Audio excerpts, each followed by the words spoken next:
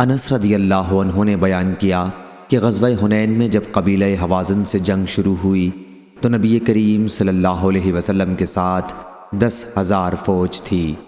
قریش کے وہ لوگ بھی ساتھ تھے جنہیں فتح مکہ کے بعد حضرت صلی اللہ علیہ وسلم نے چھوڑ دیا تھا۔ پھر سب نے پیٹھ پھیر لی۔ حضور صلی اللہ علیہ وسلم نے پکارا، اے انصاریو! انہوں نے جواب دیا کہ ہم حاضر ہیں۔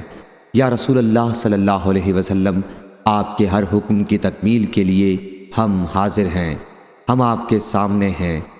پھر حضور صلی اللہ علیہ وسلم اپنی سواری سے اتر گئے اور فرمایا کہ میں اللہ کا بندہ اور اس کا رسول ہوں۔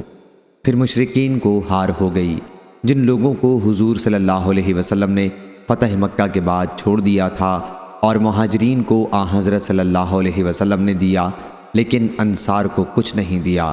اس پر انصار رضی اللہ عنہم نے اپنے غم کا اظہار کیا تو آپ نے انہیں بلایا اور ایک خیمے میں جمع کیا۔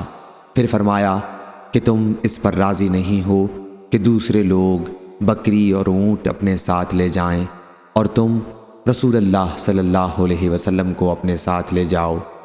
حضرت صلی اللہ علیہ وسلم نے فرمایا، اگر لوگ کسی وادی یا گھاٹی میں چلیں اور انصار دوسری گھاٹی میں چلیں تو میں انصار کی گھاٹی میں چلنا پسند کروں گا۔